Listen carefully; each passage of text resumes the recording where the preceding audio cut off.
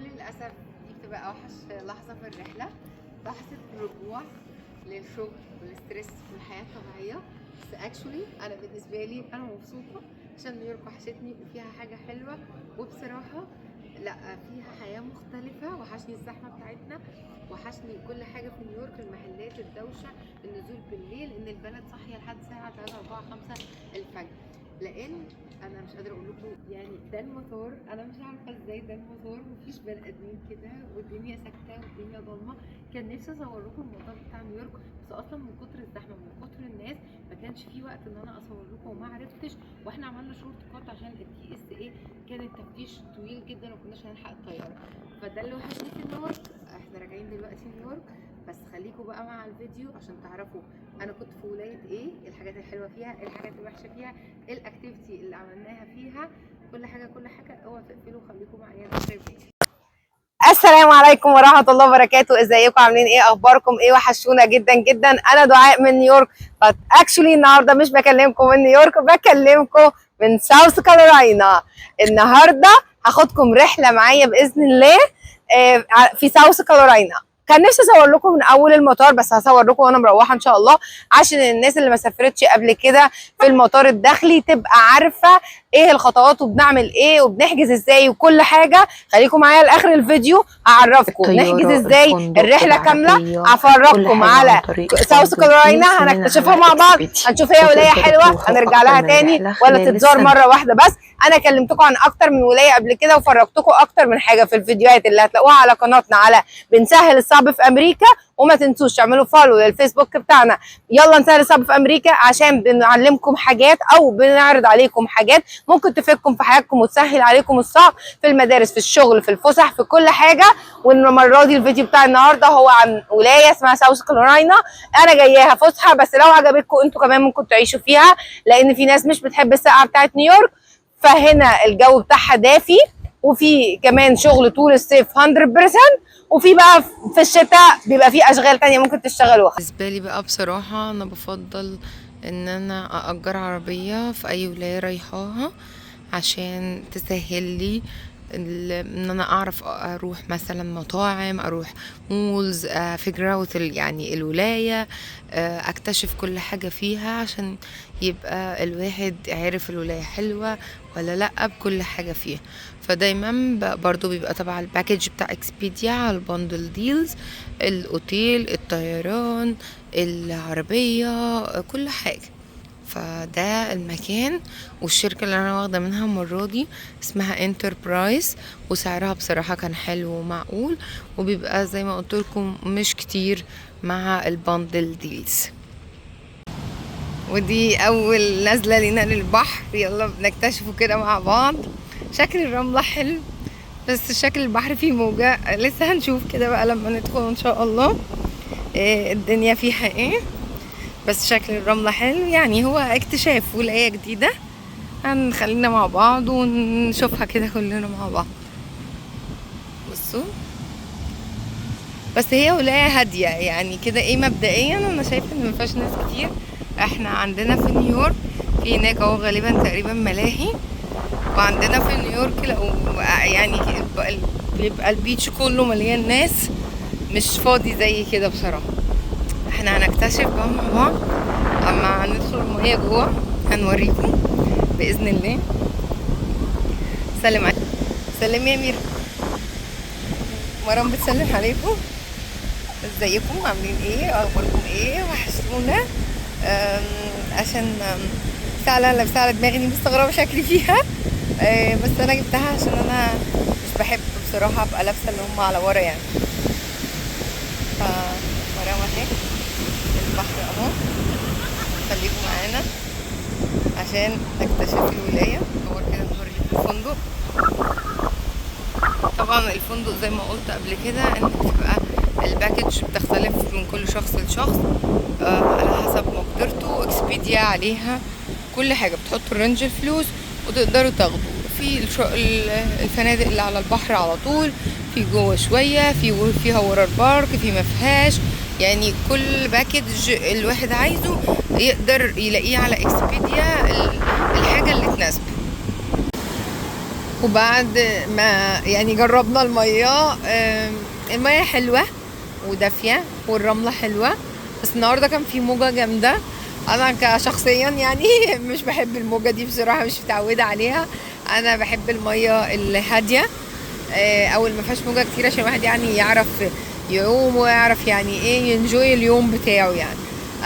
بيقولوا عشان النهارده في هوا كتير، هنيجي بكره ان شاء الله ونشوف، او هنشوف لو في شاطئ تاني المية بتاعته ما بتبقاش الويف بتاعته ما بتبقاش عالية يعني. لو ما لقيناش يعني شاطئ يكون المية فيه هادية، هقول ان فلوريدا هتظل فلوريدا هي البست بالنسبة لي في امريكا.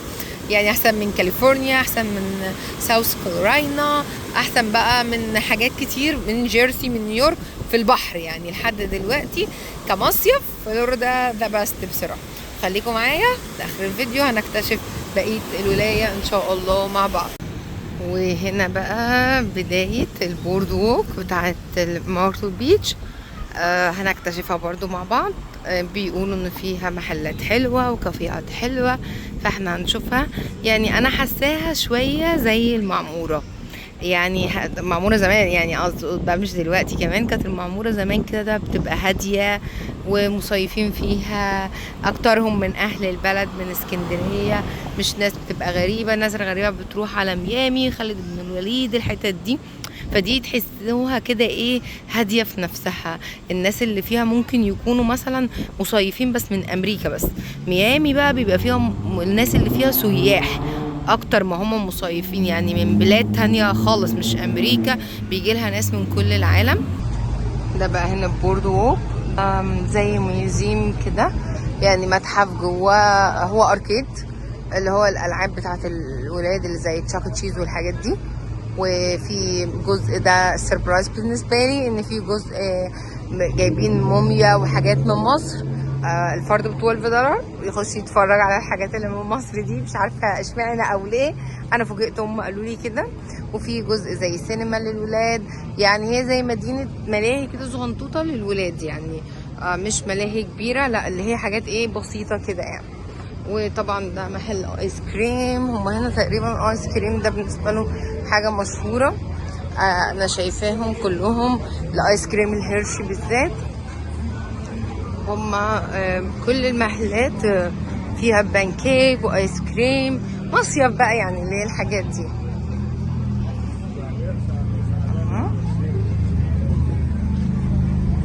طبعا في محلات اللبس اللي هو بتاع البحر كتيرة جدا زي اي مكان مصيف، بيبقى فيها جيفت بقى، ممكن حد يشتري هدايا مثلا منها اللي هي بيبقى مكتوب عليها اسم المكان، ساوث كارولاينا، مارتل بيتش، الحاجات دي كلها هنا. ده اركيد برضو.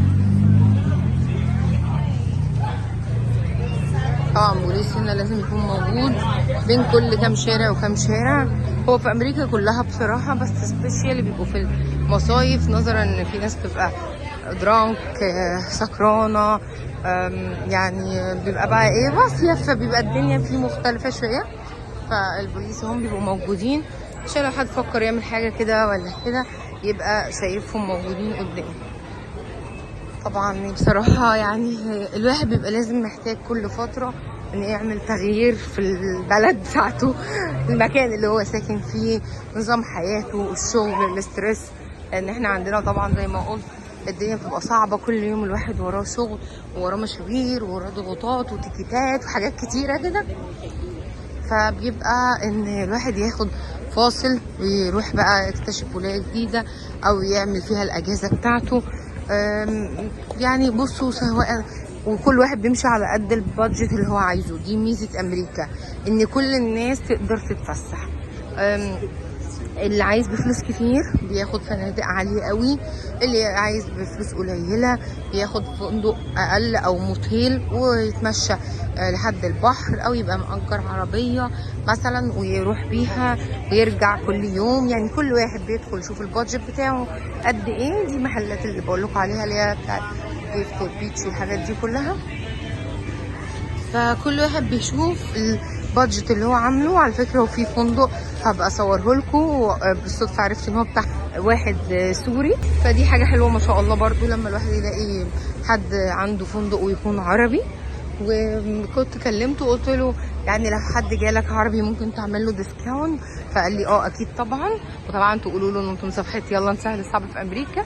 فانا قلت له ان انا عندي صفحه وهقول للناس على الفندق على وهو على البحر على طول، وميزته ان السعر بتاعه معقول، مش لاكجري قوي، بس الواحد زي ما بقول لكم في رحلات ممكن يبقى بالذات الرحله اللي هي زي ما قلت لكم قبل كده لما كنا في اتلانتيك سيتي، قلت لكم ان البحر بتاعها مش حلو قوي، فلازم الواحد يبقى الفندق نفسه لاكجري فيه حاجات كتيره يقدر يعملها، عشان مش هيعتمد على البحر، هيعتمد على الاوتيل.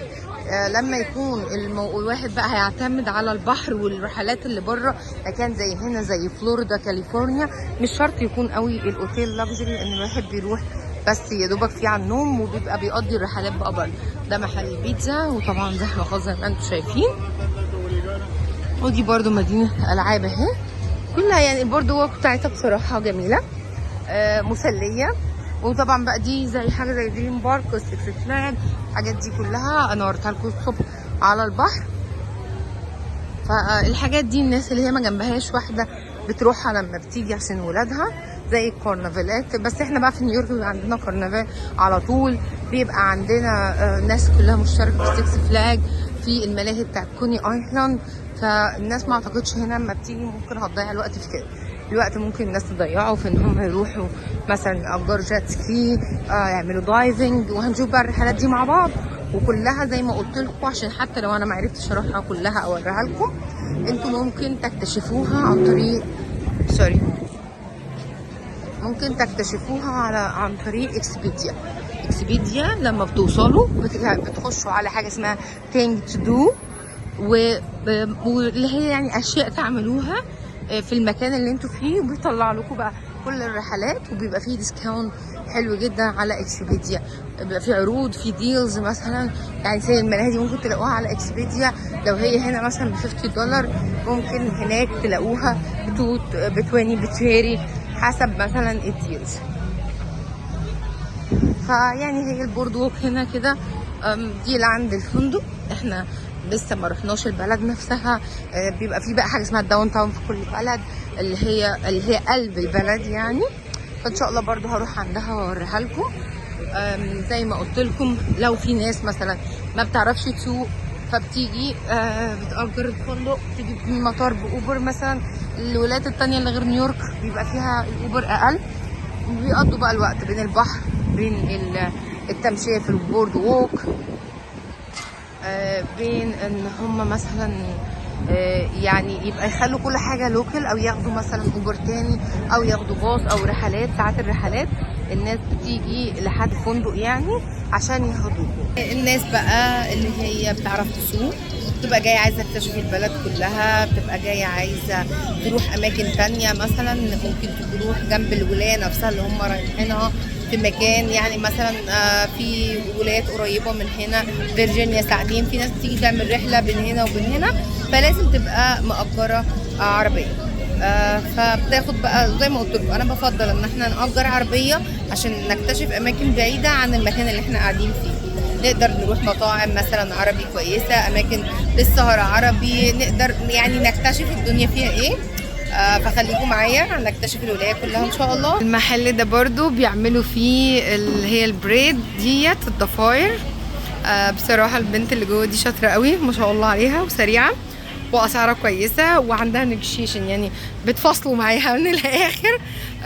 فانا هصور معاها دلوقتي، هتقول لكم انواع الحاجه اللي عندها، وقالت لي لو اي حد جاي من طرفي تبقى تعمل له ديسكاونت، بس طبعا مش تفتكر اسمه، وقولوا له هو بس الايجيبشن ليدي. هو في بدايه البورد ووك بتاعت المارتل بيتش، بعد اول محل ايس كريم ده مستر فرايز اهو. وهو المحل اهو هنا قدامكم على طول. Colored braids, box braids, they're done using cards, okay? And we have knit braids, and this is our bubble braids. Okay, yeah. So it's different type of braid. Different type of and braid. the price depends on each one. It depends on the style that you're doing. Okay. And the length of the hair. Okay, but if someone come and tell you We from can negotiate. yeah, and they gonna say from the Egyptian lady, Yeah, okay? yeah, Don't yeah. forget me, okay? Okay. Thank you so much for doing. Good night. دي بقى البورد ووك برضو بس اللي على المية. فيها برضو محلات، فيها شوية هوا حلوين يعني لذيذة.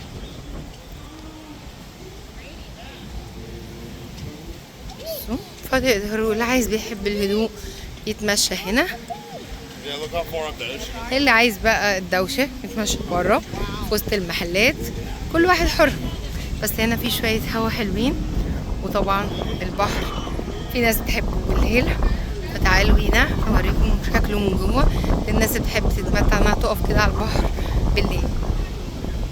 ده بقى البحر بالليل، انا مش بحبه خالص بالليل، بس يعني قلت ايه اصوره لكم. في ناس بتحب البحر بالليل او في ناس بتحب تقعد عليه. هو برضو لسه البحر الموج عالي عشان زي ما قلت لكم في تندر ستورم اهو. بس يعني برضو التمشية بره وجوه في البورد ووك اللي على المية، البورد ووك اللي فيها محلات. المطعم ده بقى بتاع سي فود بس بجد تحفة قوي، والديكورات وكل حاجة بتحسسكم بقى ان انتوا في المصيف بجد. دايما بقى الواحد في المصيف يعني او في الفاكيشن بيدور بقى على حاجة ايه مختلفة، يعني حاجة تكون مش موجودة عنده. احنا في نيويورك بصراحة ما عندناش قوي احساس المطاعم اللي هي السي فود الجامدة، يعني الاوبن بوفيه مش برضو بيبقى فيه المنظر والديكورات دي. وهتشوفوا بقى لما ندخل جوه ان شاء الله هيعجبكم قوي.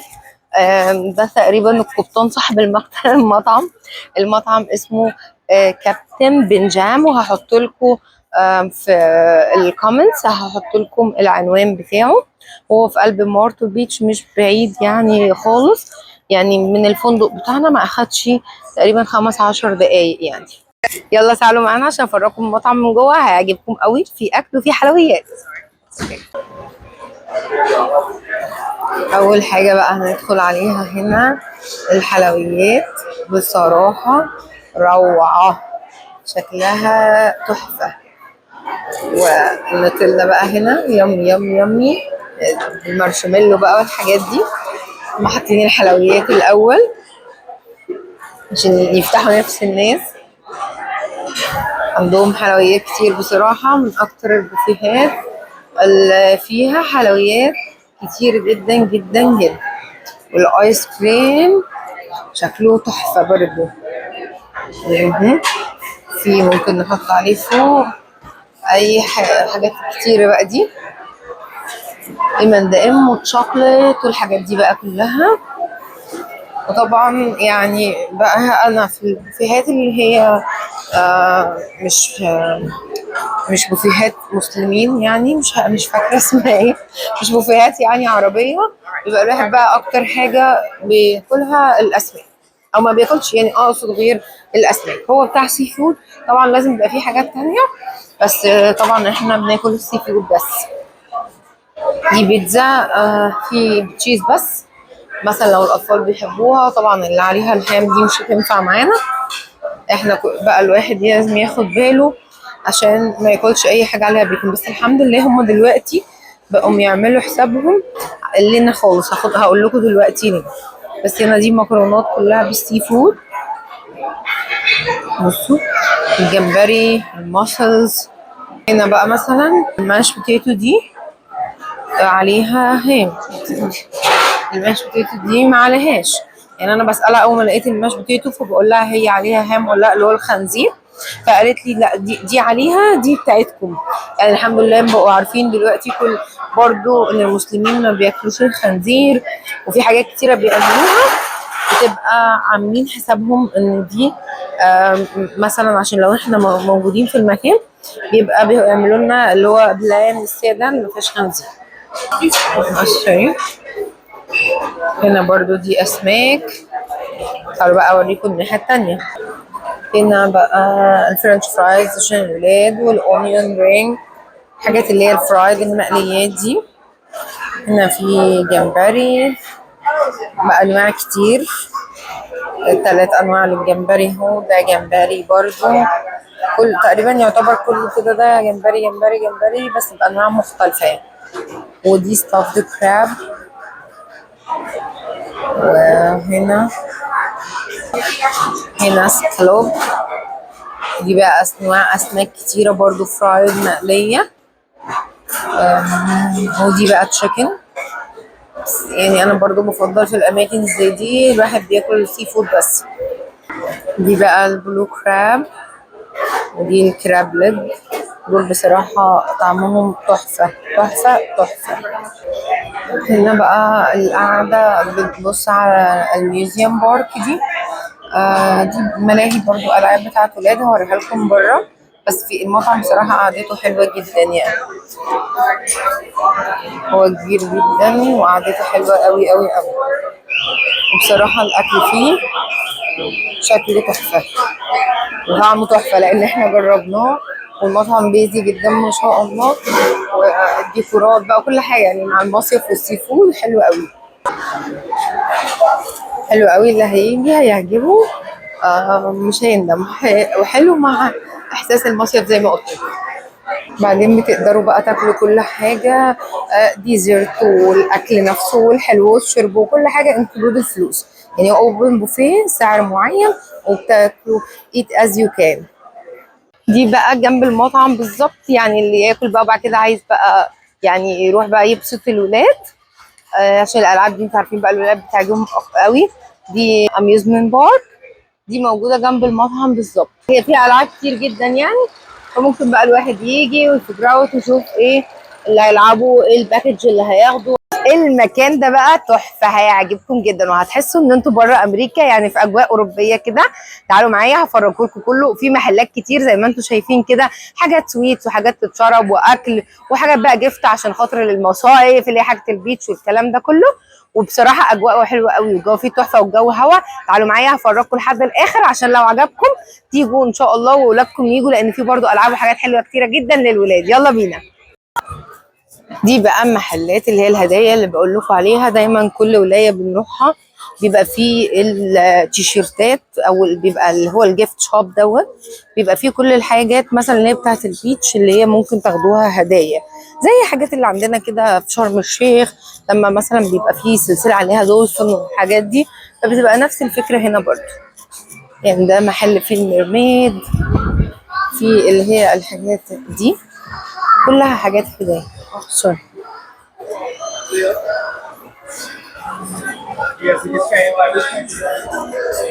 بصوا كده. وفي احلى حاجه ان انتوا ممكن تقعدوا مش شرط تقعدوا في كافيه ولا تدفعوا فلوس، مجرد لو القعده كده بس والتمشيه والتغيير. ده نفس الكلام، مش عايزه ادخل بقى محل بس ده نفس الكلام. تخشوا برضو نفس زي ما قلت لكم حاجات اللي هي تقدروا تشتروها كهدايا. طبعا المنظر من هنا تحفه. المكان ده اسمه برودواي ات ذا بيتش، وهحط لكم كل الاماكن دي ان شاء الله. طبعا البتاعه دي بتبقى تحفه للناس اللي بتحبها، بيعملوها في هيئه مشروب اللي هي بينا كولادي. هي دي الحاجات المختلفه يعني. هنا برضو دي كلها محلات تمشيه الكلام ده كله. وهحط لكم زي ما بقول لكم كده ان شاء الله الحاجات ديت، اسامي الاماكن كمان على الفيسبوك بتاع يلا نسهل الصعب في امريكا، عشان لو حد بيشوف الفيديو بس على اليوتيوب. احنا عندنا بيج على الفيسبوك اسمها يلا نسهل الصعب في امريكا، هبقى كاتبه فوق الفيديو الاماكن دي عشان لو معرفتوش توصلوا لها عن طريق جوجل هبقى حاطها لكم بالظبط الاماكن، كل اسم مكان باللوكيشن بتاعه. صراحه المكان حلو قوي وتمشيه حلوه قوي، جو مختلف يعني مختلف عن نيويورك. احنا ما عندناش حاجات كتير كده في نيويورك، فبيبقى بقى هي دي الاختلاف كده لما الواحد يجي في المصيف ياخد ريلاكسيشن شويه، بيوقف شويه الاسترس بتاع جو نيويورك وجو الشغل، يمشي هنا. اهم حاجه تبقوا واخدين القرار وانتوا جايين، مش هتردوا على اي حد في التليفون عشان ما تنرفزوش نفسكم وتضايقوا نفسكم باي حاجه، او اي حد يقول لكم خبر يضايقكم. الناس اللي بتشتغل شغل حر انا عارفه انها ما بتعرفش توقف التليفون، بس حاولوا على قد ما تقدروا ان انتوا تبقوا واخدين القرار ان انتم هتوقفوا الرد على التليفونات في الكام يوم دول عشان تقدروا تنجوي الاجازه. بالنسبه للابهات بالذات لازم تبقوا واخدين القرار عشان تعرفوا تنجوي مع اولادكم وتعرفوا ان انتوا تقضوا وقت كويس مع الولاد. تسيبوا التليفون ده على جنب خالص. الحياه كانت قبل التليفونات بصراحه كانت حلوه جدا، عشان كان الواحد لما بيروح المصيف بيلعب مع العيله بتاعته. ايامنا بقى كانت الكوتشينه والكوره والحاجات دي كلها. دلوقتي في العاب مختلفه، بس اقليست ان احنا نفضي نفسنا في وقت الاجازه، نتكلم مع ولادنا، نلعب معاهم الالعاب اللي تناسب طبعا الحياه دلوقتي. المنظر بقى هنا تحفه بجد، حلو جدا بصراحه. يعني ايه، شكله حلو جدا، الصور الفيو كل حاجه يعني حلو قوي قوي قوي. بصوا المركب دي شكلها حلو برضو، نروح نجربها. هو في حد تقريبا بيسوق بيها وبيعمل بقى بيها حركات في الميه فشكلها حلو قوي. دي كلها بقى مطاعم طبعا على البحر، برضو بتبقى القعده فيها جميله، بيبقى في حفلات، في حاجات بتبقى بفلوس، في حاجات ببلاش. يعني هنا بصراحه الميزه ان الواحد يقدر يتفتح زي ما قلت لكم على قد البادجت اللي هو عنده. عايز يصرف يصرف، مش عايز هيعرف يتفسح من غير ما يصرف كتير، يصرف في الاساسيات بس. دي بقى اكواريوم. طبعا الناس بقى اللي هم اولادهم بيحبوا يشوفوا الحاجات الاسماك والحاجات دي بقى بتبقى برضو جميله. يعني ممكن زي ما بقول لكم الواحد في الرحله يعمل اكتر من حاجه. دي اكواريوم موجوده في برودواي ات ذا بيتش، دي برضو شكلها تحفه قوي. واللي مش عايز يدخل الحاجات دي بيقدر ان هو يتمتع بس انه يمشي في المكان نفسه كده. المكان بصراحه شكله حلو قوي.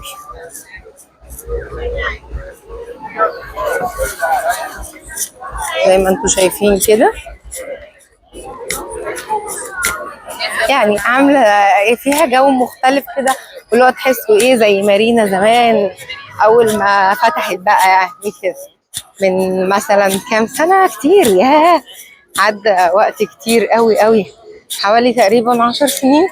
اول ما الساحل ومارينا بورتو مارينا والحاجات دي تقريبا كان 10 سنين كده او اكتر. بصوا نفس الجو كده بتاع زمان ده.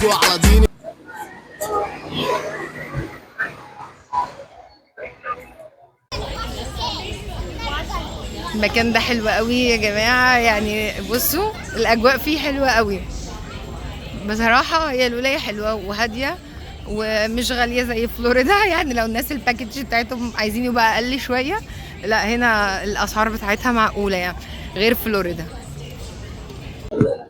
طبعا ما شاء الله بتاع ده شكله حلو قوي وجابين عليه بالعكس. هو تحس ان هو هيقع، يعني انا اول ما اقول لهم الحقوا البيت ده هيقع، خليت ان هو اصلا كده يعني مكتوب عليه وندر وورد، يعني عمل تعجب اللي هو انت ما تصدقش ده معمول ازاي، بس انا مش عارفه ايه اللي جوه بصراحه.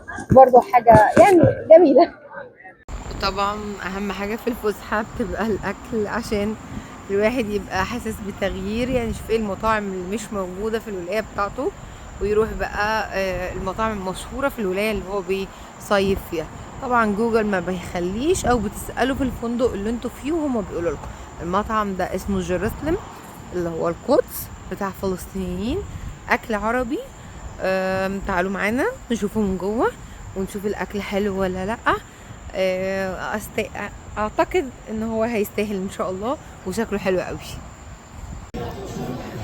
المطعم شكله بصراحة الديزاين بتاعه حلو قوي، والاكل حلو قوي، والقعدة فيه والاسعار بصراحة برضو حلوة جدا يعني.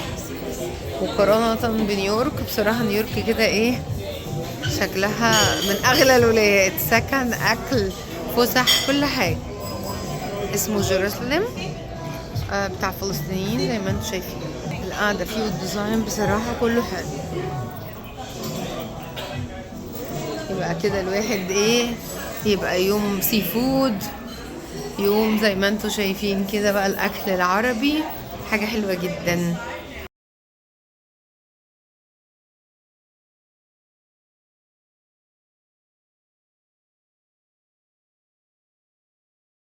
بصراحة احنا عندنا في نيويورك مفتقدين الديزاينات الجميلة دي. الديزاين بصراحة تحفة. ديزاين المحل لا حلو قوي قوي بجد.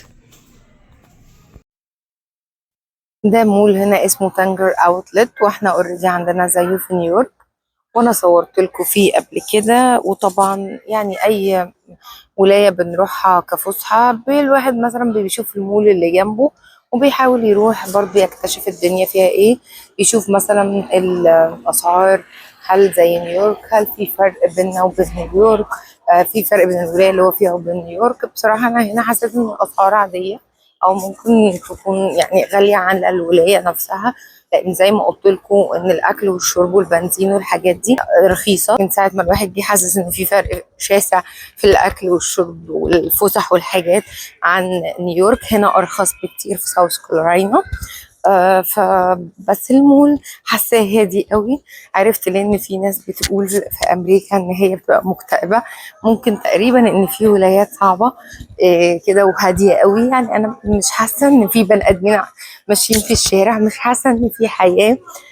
طبعا كل واحد لازم بيفضل في الولايه اللي فيه شغل فيها بس، وكل واحد بيبقى عنده بايورتي. في ناس بتحب الهدوء، بس انا يعني كدعاء حاسه عايزه اقول في نيويورك عايزه ارجع فيها حاجه حلوه. وحشني حياه الزحمه البيزي، حاسه باكتئاب وانا ماشيه بالعربيه كده وفي الشارع. لا حاسه ان الناس مش عارفه، حاسه كده حتى الناس اللي في المحلات تحس ان هم مبسوطين وهم بيشوفوا حد كده وبيرحبوا بالواحد اول ما بيدخل. الناس عندنا في ستريس في نيويورك طبعا ما حدش بيرحب بحد، واخدين على الزحمه وكل واحد هيلب يور سيلف. بس يعني انا حاسه ان نيويورك برتاح فيها اكتر بصراحه. طبعا بتختلف من شخص لشخص زي ما قلت لكم. وساوث كارولينا ولايه حلوه وهاديه كده للناس بقى اللي هي بتحب الهدوء يعني بصراحه. وكفايه ان جوها حلو برضو، يعني بيقولوا الجو طول السنه ما فيهوش تلج. وطبعا دي حاجه ما تشوفهاش الا في امريكا. البلد يعني مش عارفه اقول ايه بصراحه. احنا كنا قاعدين، احنا في عز الصيف، في عز الحر. طبعا احنا في ساوث كارولاينا الميه حر جدا او دافيه جدا يعني غير نيويورك. واحنا كنا على البحر وفجاه الراجل راح مصفر وطلع الناس كلها لان في تندر ستورم، عاصفه، في برق وفي رعد. وزي ما انتم شايفين كده كان نفسي اصور لكم جوه بس جريت بصراحه. المطره كانت فظيعه قوي، اللي حصل مد وجزر في البحر بقى، والبحر راجع لورا اهو، والناس كلها قايمه بتلم حاجتها. بس يعني عادي بيهافوا فن ومبسوطين. تلاقيهم بقى مثلا دلوقتي ممكن يروحوا يعملوا حاجه مثلا جديده ويروحوا مثلا بقى ايه في اماكن مثلا مقفوله يعني، بس اتمتعوا الساعه الساعتين اللي هم كان الجو فيهم كويس. كل الناس اهي خدت بعضها وماشيه وعادي جدا، والدنيا بتمطر. انا مش عارفه انتوا شايفين الشتاء ولا لا، بس الدنيا بتمطر جامد. انا واقفه تحت حاجه الحمد لله. طبعا الدنيا بتمطر والثاندر ستورم بدات، بس اتس اوكي. احنا يعني ايه متاقلمين عادي يعني. عادي هنعمل اي حاجه لحد ما ميعاد الطياره يجي. الطياره اتاجلت مفيش مشكله برضو، بس الناس هي ماشيه عادي مفيش حاجه بتوقفهم هنا اهو زي ما انتوا شايفين. اتس اوكي بالنسبه لهم، والدنيا بتمطر وده مصيف وعادي جدا يعني.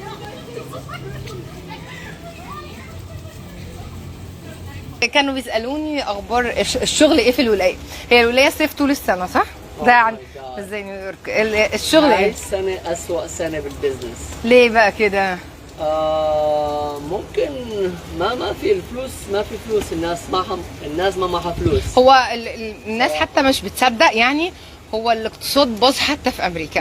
يعني المرتبات بتاعتنا هياها والحاجه غلت، فبالتالي الناس مفيش فلوس زياده انها بقى تعمل الرفاهيات او الفسح او الكلام ده كله. حتى يعني النمبرز اللي كانت السنه الماضيه this year 50 down، يعني 50% من النمبر اللي كنا نعمله بقى السنه دي النص. مش للبزنس انا تاعي لحاله، لكل الناس يعني. كله. طيب لو اسره مثلا عايزين ينقلوا، اقصد وعايزين، هل الزوج ممكن يلاقي شغل بسهوله؟ وين؟ هنا في مارتل بيتش. يعني في ناس حابه الولايه عشان هي حر. احنا في نيويورك عندنا طبعا هم 3 شهور حر والباقي تلج. To be honest, if you own a business, yes، لانه احنا سيزونال هون. يعني في الصيف بس. بنعمل فلوس بالسيزون منيحه اللي تكفي طول السنه ما شاء الله. بس لو هو بقى هيشتغل عند حد امبلوي لانه بعد 8 نهايه شهر 8 تمام. slow down, no hours, no business, no money. مفيش اوبر هنا عندكم؟ في اوبر even اوبر بتعمل فلوس بس كفاميلي I don't think انه enough بصراحه. مدارس هنا عندك خلفيه عنها؟ شكلك صغير بس. لا ما عندي اطفال. انا this is my daughter. عندك اطفال؟ That's my kid. ما انا قلت برضه ده الكنز بتاعه. هاي البيبي تبعي. ربنا يخليهم. بس المدارس هنا تسمع انها كويسه؟ لا المدارس منيحه هون. والجامعات هي منطقه بصراحه هاديه ما فيها. لا ما انا شايفاها ده هاديه جدا جدا. والشرطه بكل مكان تواجد. مفيش ستريس كده، تحس الناس كلها مبسوطه وبتضحك. يعني منطقه مريحه بس الفلوس كعائله لو سنجل اتس اوكي يعني يقدر، بس عائله لكن عيله لازم يجي على حد.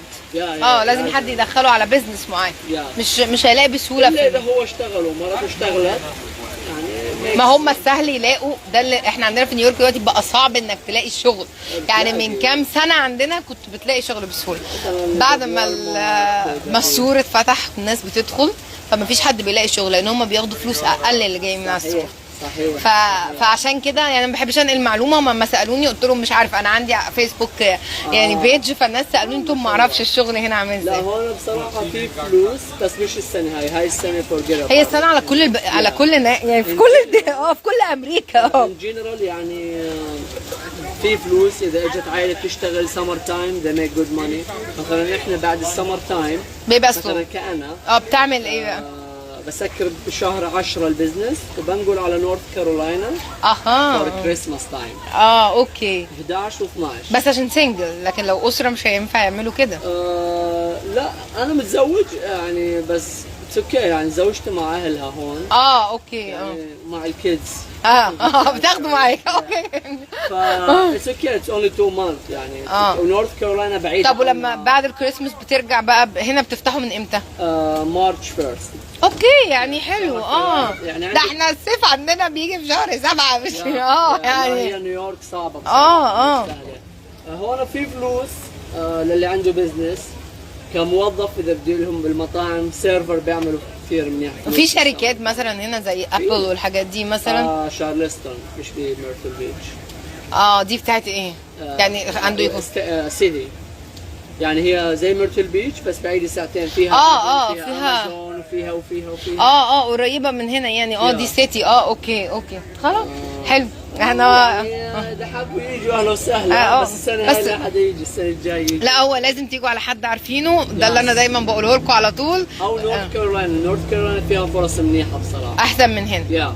اوكي نورث كارولاينا اول يير راوند. بس انا انه بيتي هون وحياتي هون. كل واحد ربنا يرزقك يا رب. ربنا يرزقك بالولاد باذن الله ويخلي لك الدوج بتاعك. اسمك ايه بقى؟ سيف الدين. سيف. انا سعيده ان انا اتعرفت عليك. الدنيا يعني شويه انا هصور لهم بقى المكان بتاعك. كومفي سلايدز. ده مول تاني من ضمن برضو المولات اللي موجوده. المول بصراحه حلو جدا من جوه. الديزاين بتاعه هوريهولكوا طبعا، اللي هو بتحسوا ان انتوا جوه سفينه يعني هتشوفوا كده. فطبعا بما ان الدنيا بتمطر زي ما انتوا شايفين فما كانش ينفع نروح اكتيفيتي تانية. احنا كنا عاملين حسابنا على ان احنا نروح اللي هي الكروز اللي بتدخل ساعتين في المية وبعد كده تشوفوا الدولفين. بس للاسف مش عارفين عشان الدنيا بتمطر. فقلنا بنحاول ان احنا نتبسط يعني وما نضايقش نفسنا ونشوف حاجة تانية نعملها. فالمول ده كان هو مقفول فقلنا نروح المول اللي هو كوستال جراند بتاع المورتل بيتش. وانا هقرب لكم الاسم عشان سيفوه عشان اللي هيجي هنا يبقى يروحوا لو هو عجبه. اول ما ندخل المول اول حاجة هتقابلنا الستار سترايكس اللي هي اركيد. طبعا كلنا بنحب الاركيد كبار وصغيرين. عن اي مكان لازم يبقى فيه اركيد. بس الاركيد هنا جميلة بصراحة. فيها حاجات كتيرة قوي.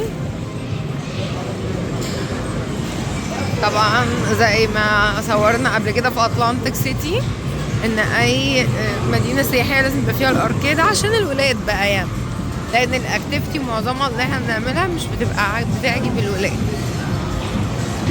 فدي الاركيد بتاعتها فيها للكبار شويه، يعني كمان احنا هنتبسط فيها زي ما انتم شايفين اهو.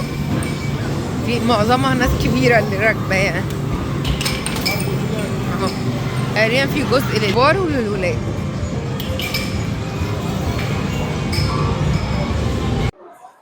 بما ان الطياره بتاعتنا اتاخرت فاحنا ما قدامناش حل غير ان احنا نقضي اليوم كله في المول، لان الطياره اتاجلت عشان طبعا الثاندر ستورم. بس احنا مكملين والحمد لله، ونحاول نبقى مبسوطين ونحاول ما نضايقش نفسنا، وكله خير باذن الله. اكيد ده في حاجه فيها خير. فيلا فرصه بقى نفرجكم المول كله من جوه. المول ده زي ما قلت لكم احلى حاجه فيه ان هو بتحسوا بجو البحر والمصيف، وعاملين ديكورات مختلفه عن باقي مولات امريكا. في مولات كتير في امريكا بتحس انها من زمان قوي، الديكور كل حاجه فيها بتحس انها قديمه، لان هم ما بيهتموش قوي بالحاجات دي، بيهتموا بالداخل بس. المول ده تحسه فعلا من ضمن الحاجات الحديثه والجميله، او هم بيجددوا فيه. تعالوا معانا يلا عشان نفرجكم المول من جوه، ونفرجكم الحاجات اللي هتحسسكم ان انتوا قاعدين في المصيف والسفينه والبحر والحاجات دي. يلا بينا. الايس كريم ده اللي هو بيلا ايسس، طبعا في الولاد كلهم بيحبوه. الميزه ان انتوا هنا في كل مكان بتلاقوا الحاجات اللي هي يعني الواحد بيدور عليها في المصيف، الايس كريم والشيكس والحاجات دي كلها. وزي ما انتم شايفين كده برضو اللعبه دي مشهوره جدا هنا للولاد كمان. طبعا هي موجوده عندنا في كل حته، بس انا تقريبا مرات بسيطه اللي كنت بلاقيها للولاد، فبرضو الولاد مبسوطين. بالذات عندي مرام مبسوطه عشان هي مش بتعرف تركب الكبيره، فعملت حاجه فن وحاجه جديده. وفي نفس الوقت هي مش خايفه. وده مكان كده كيدز اريا عشان خاطر الولاد الصغنطاطين يقدروا يجوا يلعبوا فيه، وبرده فري من غير اي حاجه خالص. يعني مجرد ان الولاد تلعب وتتنطط كده بالحاجات والكوره والكلام ده كله. برده حاجات حلوه، يعني زي ما بقول لكم الباكج ممكن كل واحد يخرج ويتفسح على قد امكانياته. يعني الاركيد كان بفلوس، دي حاجه تانية للولاد الصغيرين من غير فلوس. زي ما انتم شايفين كده المول هادي شويه شويتين ثلاثه، مش زحمه زي عندنا في نيويورك. وكمان ده مول فيه مصيفين، هم احلى حاجه عندهم بقى الحاجات دي زي ما قلت لكم. تقريبا البلد بحالها عايشه على الشيكس والعصير والايس كريم، بس ده عشان منطقه سياحيه اعتقد. يعني اعتقد سكان البلد الاصليين مش هيفضلوا ياكلوا كل الحاجات دي كل يوم، لان بصراحه صعب، الواحد بيحس انه مش عارف يتنفس بعدها يعني. بصوا يعني بقى الناس اللي عايزه تعمل شوبينج ولا حاجه ما بيبقاش عندها وقت مثلا، ففي الفسحه بيبقى في وقت شويه، فممكن تخرج وتعمل شوبينج بتاعها في محلات اللي هي بتاعتنا، وفي محلات ثانيه مش موجوده مثلا في نيويورك. بس طبعا معظم المحلات انتوا عارفين امريكا كلها زي بعضها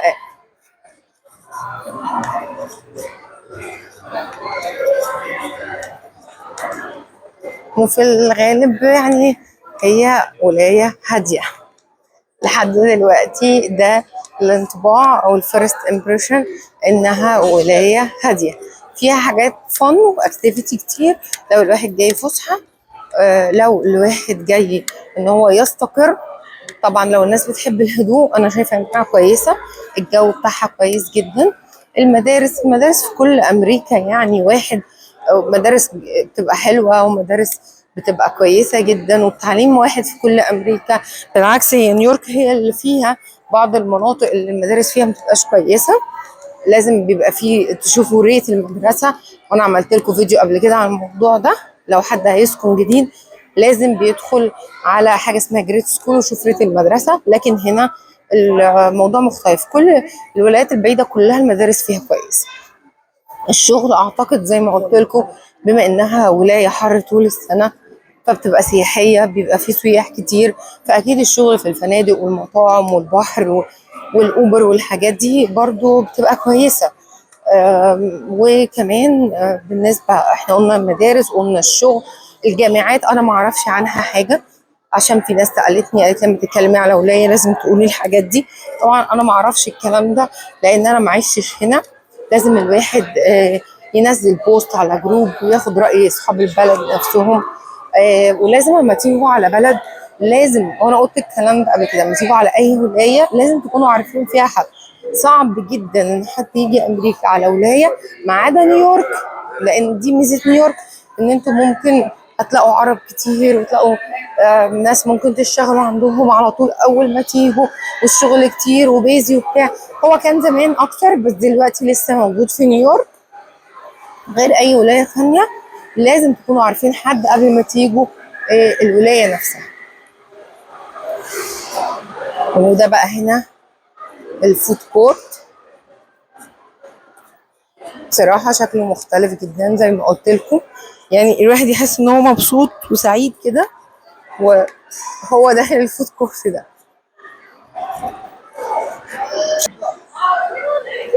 بصوا تحس ان انتوا قاعدين كده في سفينة. في طبعا بقى محلات كتيرة للأكل اللي هي الفاست فود يعني، وطبعا كل واحد بقى بيختار، عايز مثلا ياكل أكل سريع مش بيفرق له الأكل في الخروجة، ولا عايز ياكل الأكل زي المحلات اللي أنا وريتها لكم اللي هي العربي والأوبن بوفيه السي فود والحاجات دي كلها. بقى دي أكتر حاجة عجباني في شكل أهو المول ده. شايفين مارتل بيتش، وعاملين بقى يعني الناس اللي قاعدة على البحر والحاجات دي شكلها حلو قوي. يعني بصراحة القعدة هنا الواحد يحس ايه هنا انها مبهجة في جو. هو الناس بصراحة كمان كلها بتحسوهم مش مسترسين، مش زي نيويورك. لازم نقول برضو ايه اللي لنا واللي علينا، ان الناس تحس ان الناس اللي موجودة كلها، معرفش عشان دول بقى جايين بيغيروا جو وبيتفسحوا، ولا عشان هما البلد هنا هادية فما عندهمش ستريس كتير. مش عارفة بصراحة، بس الديكورات هنا عجباني قوي.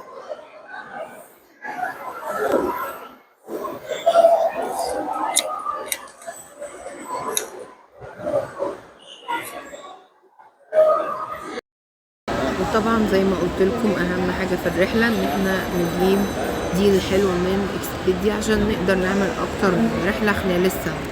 وزي ما قلت لكم بحب اختار الباندل ديلز عشان خاطر ده بيبقى موفر، بيبقى فيه كل حاجه، يبقى الواحد بقى معاه العربيه يقدر يكتشف اكتر في الولايه، يعني يبقى الدنيا احسن. فبنختار علامه القفل دي بتاعت الباندل ديلز. لو حد مش عايز عربيه بيختار الاوتيل والفلايت بس، لو حد عايز بيختار الثلاثه فلايت هوتيل الكار.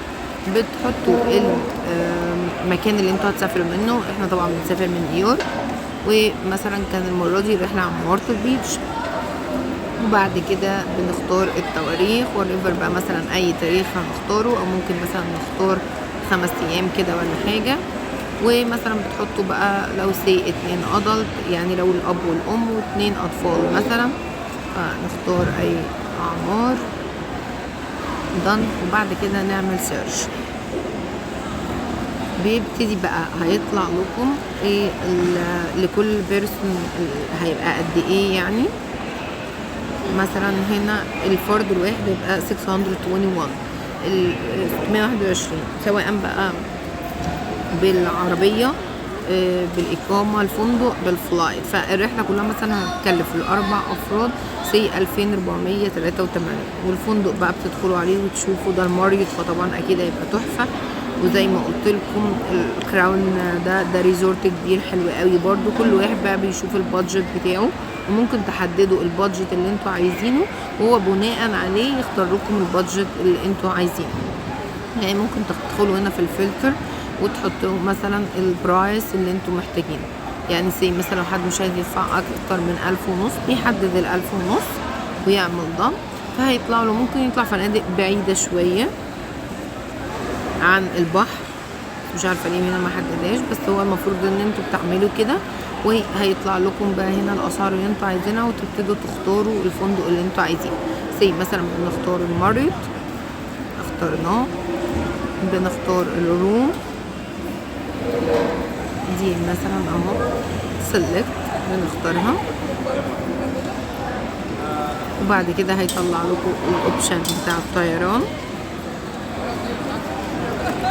مثلا الطياره دي مش هتكلفكم اي حاجه زياده، وطالعه كمان من لاجوارديا، فمثلا هنختارها. وطبعا هنا بقى بيقول لكم ان ما في كل فرد ليه بس البيرسونال ايتم بتاعته، هي الشنطه بتبقى الباك باك دي اللي هي على الظهر، او ممكن تبقى تقدروا اللي هي مش كاري اون، اللي هي الهاند باج مثلا، بس تكون صغير، ليها مقاييس معينه تقدروا تدخلوا وتشوفوها من على الطيران اللي انتوا هتحجزوه. لو عايزين بقى تشيك باج اللي هي شنطه كبيره او كاري اون برضو بتقدروا تشتروها. بعد ما بتعملوا ريزرفيشن بتخشوا على الطيران نفسه وتحددوا الحاجات دي. وانتوا راجعين مثلا دي برضو زيرو، الفي بتاعتها زيرو، تختاروها برضو نفس الموضوع. وبعد كده هيطلع لنا دلوقتي الطيران، حاجة اخترنا الاوتيل، اخترنا الطيارة. بعد كده دلوقتي هيطلع لنا العربية. بتشوفوا بقى ده طبعا دي العربيات غالية شوية في ساوث كارولاينا بس مش عارفة ليه. فهنا بتختاروا انها هتدفعوا 26 دولار زيادة. في حاجات بتبقى ساعات ايكونومي تقدروا تشوفوها ان انتوا ما تدفعوش مثلا حاجة زيادة. كده بيعمل ابلود وبعد كده خلاص بيجيب لكم بقى الرحله بحالها، وبيقول لكم ان انتوا دلوقتي في 2 ادلت وتشيلدرن الرحله بحالها الساعه. وكمان عملتوا سيفنج لان اكسبيديا دايما بيدوكوا ديلز زي ما انتوا عايزين. وبعد كده تعملوا بليس للاوردر بتاعكم. بعد كده بندخل على الطيران نفسه، بنحط الكونفirmation نمبر، الفيرست واللاست نيم.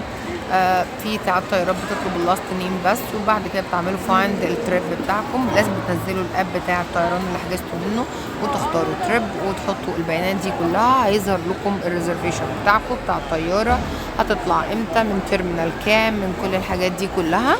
وبعد كده تبتدوا تتابعوا كل حاجه عليها. لو عايزين تشتروا شورت كات عشان ما تقفوش في التفتيش بتاع المطار كتير، عايزين تزودوا شنطه، عايزين تعملوا اي حاجه بتعملوها عن طريق الطيران نفسه.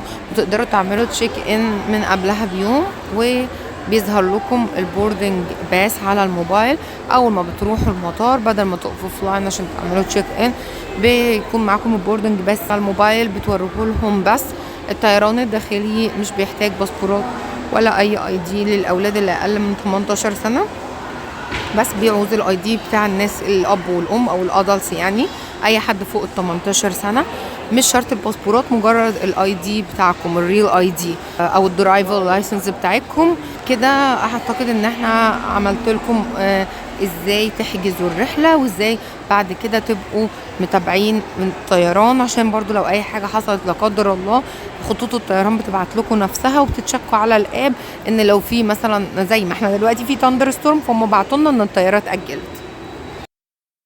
وبكده بقى نبقى وصلنا خلاص لاخر الفيديو، وهوريكم بقى مثال على اللي قلته لكم عن طريق اكسبيديا، ان احنا نقدر نجيب فندق بسعر عالي او فندق بسعر اقل او حسب البادجت اللي احنا عاملينه، والاتنين بيكونوا في نفس المكان زي ما هوريكم دلوقتي. يعني الاتنين على البحر، واحد اللي هو الهيلتون، وطبعا الهيلتون ده بيكون سعره عالي جدا، وبيكون موجود فيه وورر بارك. هي مبتبقاش كبيرة قوي بس موجود وورر بارك، ممكن يكون فيه هات تيوب، ممكن يكون فيه سبا، يعني اللي هي الحاجات الزيادة شوية عن الفنادق العادية.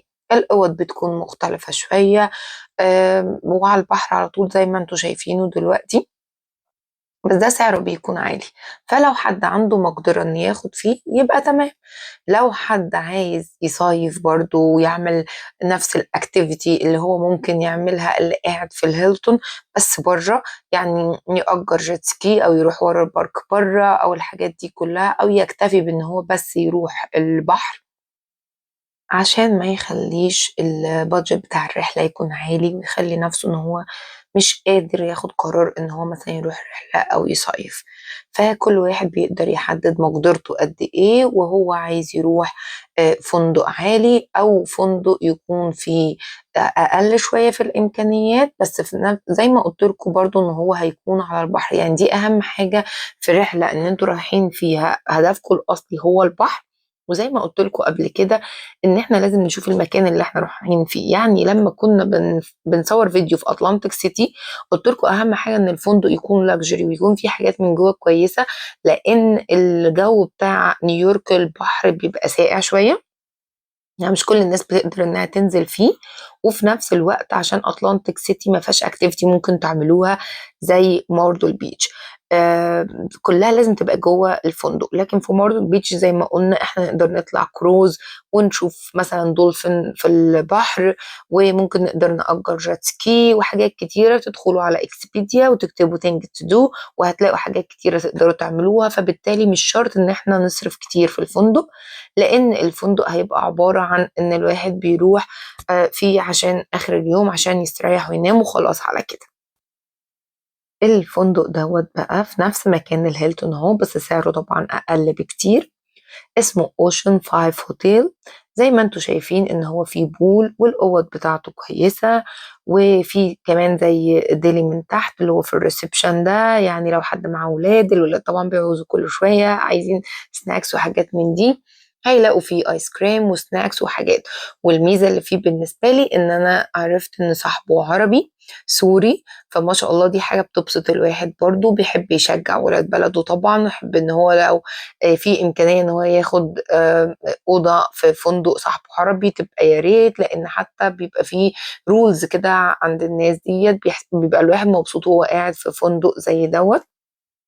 وفي نفس التوقيت انا اتكلمت مع صاحب الفندق وقلت له لو حد جالك من صفحه يلا نسهل الصعب في امريكا لازم تعمل له تخفيض، وهو قال لي اهلا وسهلا باي حد، وهو راجل ذوق جدا بصراحه. فكده انتوا بايديكم تختاروا ان انتوا تقعدوا في فندق عالي في الفلوس او فندق متوسط في الفلوس. وزي ما قلنا ان الاتنين هيأدوا نفس الغرض، فكل واحد ليه حريه الاختيار. والفندق هنا برضو في ميزه تانية، ان في مكان ممكن تفطروا فيه مثلا انتوا والولاد الصبح. يعني مش موتيل صغير، لا ده هو فندق فيه الحاجات اللي هتحتاجوها، البول، في مثلا مكان ان انتوا ممكن تقعدوا فيه كتغيير جو الصبح وتفطروا انتوا والولاد. وطبعا اللي معاهم اولاد لازم اول حاجه يعملوها اول ما يوصلوا الولايه ياخدوا بعضهم على الوول مارت على طول. كل الولايات طبعا فيها وول مارت، فبتاخدوا بعضكم على الوول مارت وبتروحوا تجيبوا بقى شويه سناكس وجبن وحاجات تبقى معاكم عشان خاطر الولاد. لان برضو حتى لو احنا واخدين الفطار الغدا انكلود الباكج بتاعنا في الفندق مثلا، برضو الولاد في النص لازم بيجوا. فبتبقى بصراحه الوول مارت ده حاجه كويسه جدا يعني، وفي نفس الوقت موجود في كل ولاية من ولايات أمريكا. فأمريكا كلها يعني شبه بعضها. وطبعا احنا مش بنفضل ان احنا ناخد الأوتيل بالغدا، عشان خاطر احنا الغدا بتاعنا مختلف. وزي ما قلت لكم وصورت لكم في الفيديو، بيبقى احسن الواحد يكتشف المطاعم الجديدة اللي في الولاية عشان تبقى اكيد مختلفة او عن الولاية اللي هو موجود فيها. وبكده نكون وصلنا لآخر الفيديو، ووريكم حاجات كتير في ساوث كارولاينا، اكتيفيتيز، مطاعم، البحر بتاعها، البورد ووك بتاعها، الأماكن المشهورة فيها. فانتوا بقى لكم حرية الاختيار ان انتوا تحددوا إذا كانت الولاية عجبتكم ولا لأ كمصيف. وكمان عملت لكم لقاء مع أستاذ سيف اللي عايش في مارتل بيتش بقاله 9 سنين، فاتكلمنا معاه عن الشغل إذا كان في إمكانية وبصورة الشخص يلاقي ولا لأ. اتكلمنا فيه معاه عن المدارس. انتوا كده تقدروا تحددوا لو حد عايز ينقل للولاية دي أو لو حد عايز يروحها مصيف. أتمنى إن يكون الفيديو عجبكم، وأتمنى إن أنا أكون على قد ما أقدر يعني عرفتكم حاجات كتيرة في الولاية. وإن شاء الله كل ولاية تانية هروحها هصور لكم فيها الاكتيفيتيز اللي تقدروا تعملوها او المعيشة او الجو او كل الحاجات دي، عشان يبقى عندكم خلفية اكتر بولايات امريكا، بالذات الناس اللي لسه جاية امريكا جديد او اللي هتيجي وعايزة تقرر تعيش في انهي ولاية. وتابعوا بقى الفيديو لحد الآخر عشان الجزء اللي جاي هيكون آخر حاجة لينا في المطار، واحنا بقى جايين وفي طريقنا لنيويورك، لأن نيويورك وحشتني جدا جدا جدا، ونيويورك فيها حاجة تانية زي ما قلت لكم.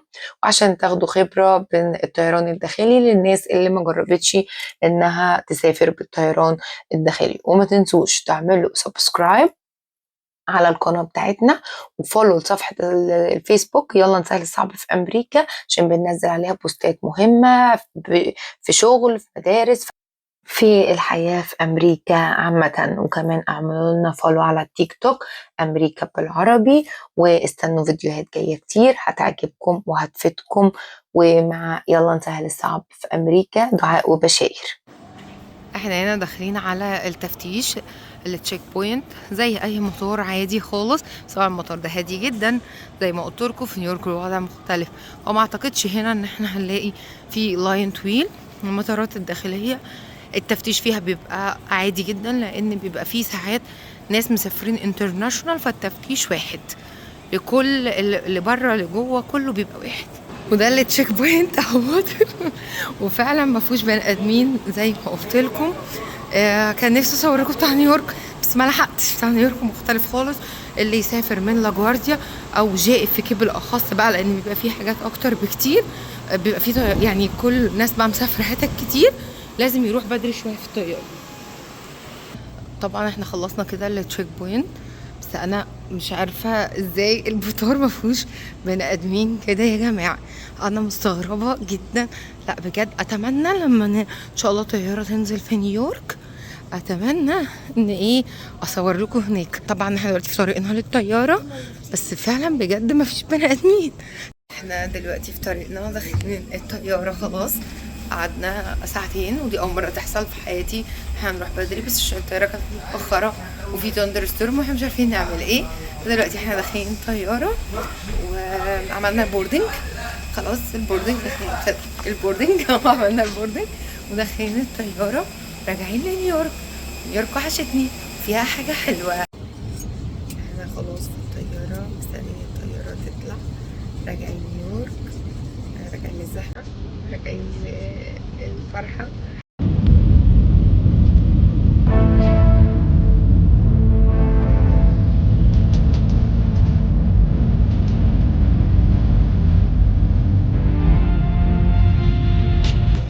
فاينالي رجعنا الى بلدنا الحمد لله.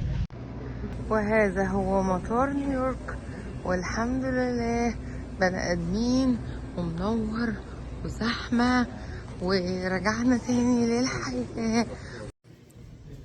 وبكده نكون وصلنا لنهايه الرحله الحمد لله. رجعنا ارض الوطن، رجعنا نيويورك.